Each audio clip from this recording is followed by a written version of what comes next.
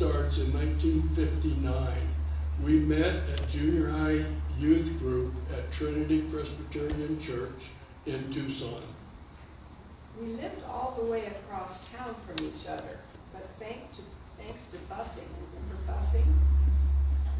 We wound up in the same inner city junior high science class, seated alphabetically. He was Davis, I was Evans. Our romance blossomed and continued on through high school. Gail enrolled at the U of A to study nursing after high school. Tom joined the Army Reserves and went off for training.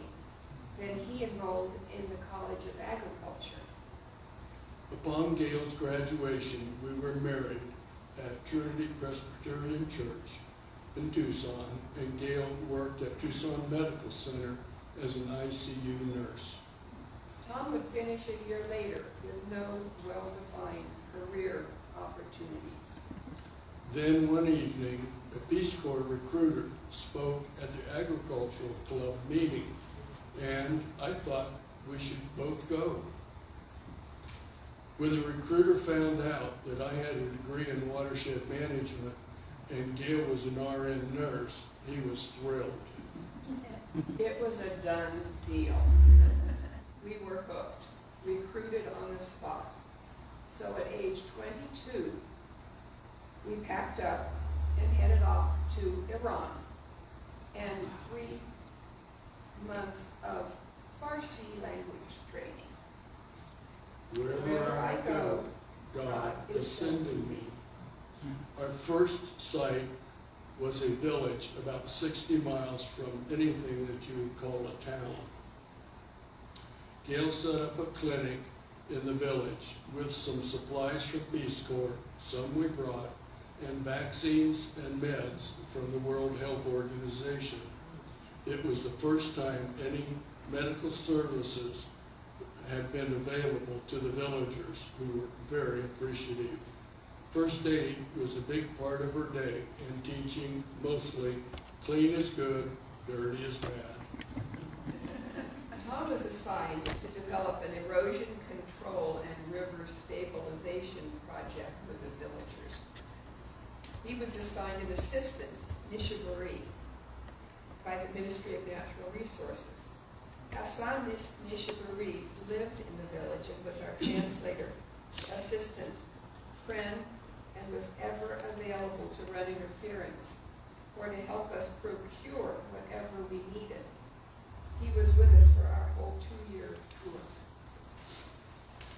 One night, we got the proverbial knock on the door. It was Nishaburi and a villager wearing a green turban.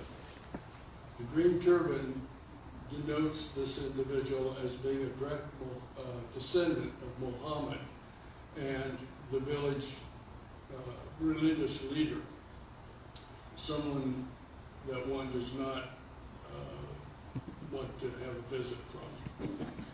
However, he had a 2-year-old boy who had fallen into a vat of boiling milk used in the process of making yogurt. The villagers' first aid was ashes, which are sterile, not a bad idea, and an egg plaster, not a good idea. It had happened 2 or 3 days earlier, and the boy was not in good shape. Infection had set in. Gail scrubbed off, through tears from all of us, Gail scrubbed off the plaster, gave him antibiotics, and wrapped him in Vaseline gauze, and told them to get him to the hospital in town.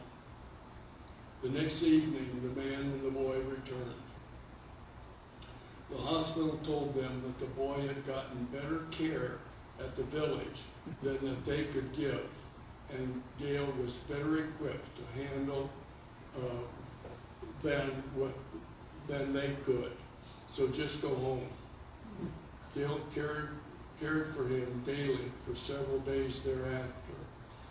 When we were called to transfer to another site, many villagers came to say goodbye, and the man with the green turban held up his son for us to see and said, thank you. Wherever I am, God has a purpose in my being there. He has something He wants to do through me where I am. Our second site was in the Zagros Mountains. To reach the site, we had an hour and a half Land Rover ride to a train stop. The train just stops. No train station, just a stop. And people jumped on. And a 4.5 hour ride through the mountains in the back of an open box car. And then a 3 to 4 hour horseback ride up into the mountains. We were the most remote volunteers Peace Corps had ever sent to the field. The train ride is through the Zagros Mountains. I noticed in some research, there's 166 miles stretch of it that had 145 tunnels. And I think we were on that stretch.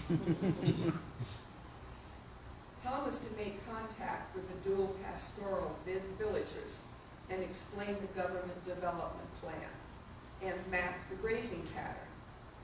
He also started some soil conservation projects near the village. Dual pastoral meant that they had two defined grazing areas. In the winter, they grazed and lived in the village at a lower elevation, about 4,500 to 5,000 feet. They grazed in the summer in the high country, about 8,000 feet, and lived in tents. Gail, Nishaburi, and I would ride horseback up higher into the mountains, sometimes above tree line, where we would locate a group of villagers. Gail would hold an impromptu health clinic while I met with the clan chief and talked business. After a clinic, Gail would join the men and me. She was referred to as Hanum Doctor, or woman doctor, and given all the respect of the title. If it was too late in the afternoon to return to our village, we were invited to join, we were invited to just lay down in the tent at night with the village's family, which we did several times. We never had running water in the Peace Corps, and we had to boil whatever water we drank. At this second assignment, we bathed in a stream at the foot of the hill where our little mud hut was. Then we carried the water we needed back up the hill to our little abode. After our 2-year assignment, we returned to Tucson. I worked in ICU in the brand new University of Arizona Medical School Hospital. Quite a difference. And Tom got his master's in range management. Upon graduation, Tom got a job with BIA at San Carlos. So we moved to the Apache Reservation and started a family. By 1978, we had 2 beautiful little girls, Sarah and Mary Ruth. I had a great boss and job working with the Apache cattlemen. We joined the Presbyterian Church in Globe, where we were very happy. Gail sang in the choir and taught Sunday school. That's where we started hearing God has a plan for everything. We had always thought of ourselves as just markers in time. Tom was an elder. We were happy. We were stable. Then, out of the blue, Tom started getting calls about working on projects overseas. We spent many an hour praying and asking, why us, Lord? They made it sound too good. We were hooked. We were going to the bush of Africa. The day the contract came, Gail found out she was pregnant. Oh dear, what do we do? Wherever I go, God is sending me. Wherever I am, God has a purpose in my being there. Our foreign aid program, USAID, sent us to 3 months of basic French training in Washington, D.C., language training in Washington, D.C. We lived in an old broken down hotel. Gail, Mary Ruth and Sarah rather enjoyed the new adventure of daycare. My project was in Senegal, West Africa, and that's the westernmost country of Africa, and that's where the slave trade launched from Africa. The site was a day and a half drive inland from the capital, Dakar. We would live in a large village called Bakel on the Senegalese River, bordering Mauritania. It was in the middle of nowhere. I was to work with 11 villages and set up a grazing and livestock marketing system with them. There was another American on the project, Keith, an ag engineer. I had a driver assigned to me, and he acted as my translator since the villagers did not speak French. We also hired Maha, who spoke French and all the village dialects, to help Gail. Maha did everything. He was a godsend. Took the girls to market with him, babysat. He even taught the girls which bugs were good to eat. You name it, he did it. Keith lived in Dakar and came out 1 week a month to outline work for his crew and bring us the mail. Some of the people in Tom's villages had only seen a white person from afar. They were intrigued with Tom. We have some pretty funny stories.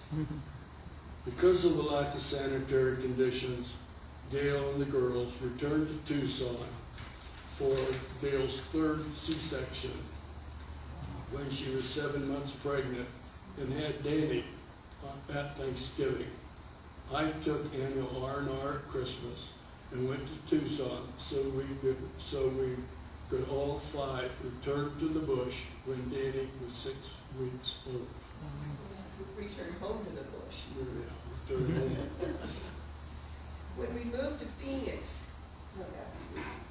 days for the kids and I consisted of homeschooling for the girls and lots of cuddles for Danny. Mothering has much in common with families everywhere. The girls had village playmates. They played games and laughed without needing a common language. Moms would come by, mostly curious, and giggled a lot. We had a kerosene refrigerator, and we introduced these friends to popsicles and swings and picture books and popcorn. After our assignment was over, we returned to the States. Tom returned to BIA to work on the Navajo-Hopi land dispute. After 4 years, Tom was reassigned to Phoenix as the Western Regional Range Specialist. When we moved to Phoenix in 1984, Gail took a nursing refresher course and returned to work as a school nurse in the poorest school district in the state.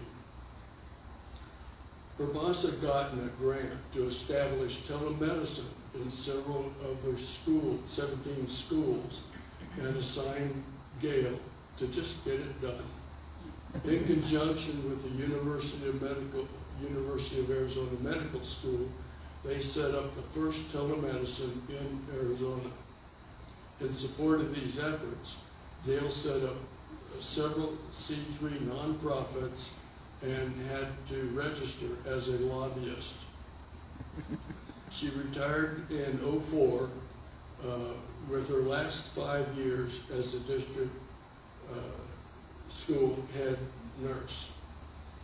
He has something he wants to do through me where I am. After several years of retirement, Gail was looking for a change and joined the staff at Central UMC as a parish nurse, volunteering 20 hours a week and singing in the choir, where she held the position until 2017.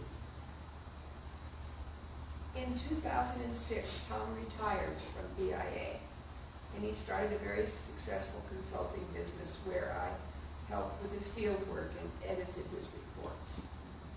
We bought our home in Wilhoit in 2015. We're not sure why. I guess it's to be determined. What lays ahead, no one ever knows.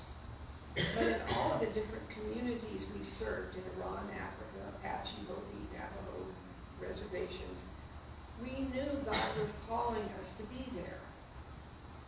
But we will probably never know the full purpose or lasting impact of our presence. Sometimes he gives us a hint. But whatever tomorrow brings, Wherever we go, we know God is sending us.